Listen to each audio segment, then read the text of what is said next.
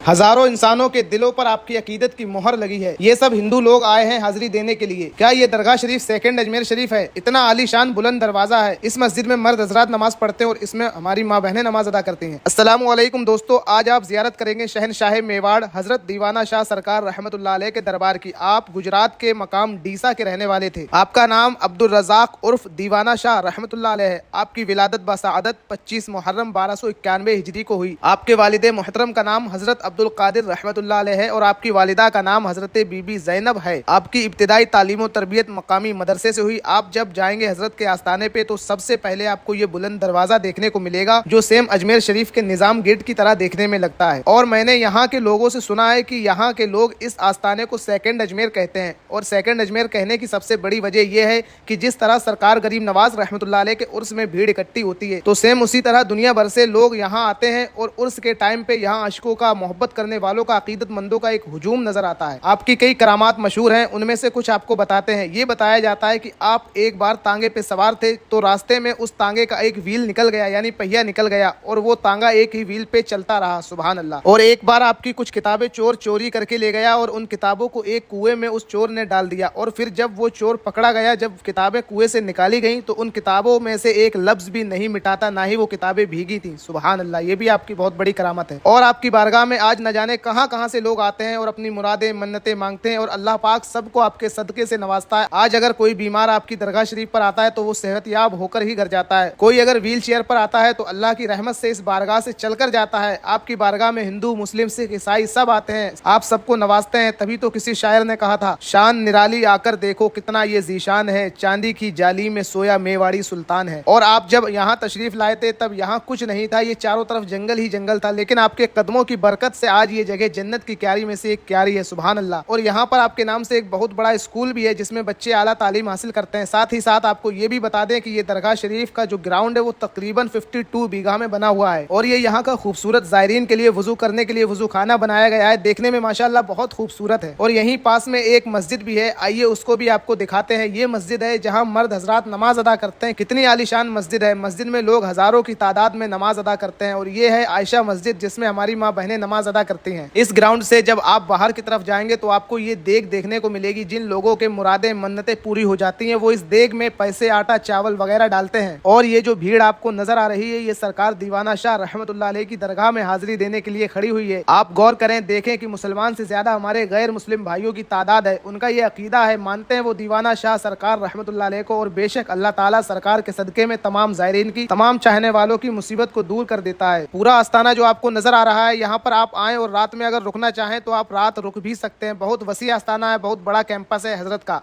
मैंने आपको बताया 52 बीघा में आपकी दरगाह शरीफ बनी हुई है। ये बड़ा रूहानी आस्थाना है, बड़ा सुकून मिलता है। यहाँ आने के बाद अगर आप यहाँ पर बाहर से आ रहे हैं तो आपको यहाँ पर रुकने के लिए रूम भी मिल जाएगा, वो भी कम पैसों में। और फिर हमारी मुलाकात इन भाई से हुई जिन्होंने मुझे सरकार के ताल्लुक से लिखी हुई किताब गिफ्ट की। अल्लाह पाक इन भाई की उम्र में खूब बरकतें अता फरमाए। आइए अब इस दरगाह शरीफ की लोकेशन की बात करें तो ये राजस्थान के जिला चित्तौड़गढ़ में एक कस्बा है कपासन शरीफ, वहीं पर ये दरगाह शरीफ वाक़ है। आपको अगर हजरत के ताल्लुक से कुछ मालूमात हो तो हमें कमेंट बॉक्स में जरूर साझा करें। हजरत की सीरत आपको शहनशाह मेवाड़ के नाम से एक किताब है उसमें मिल जाएगी।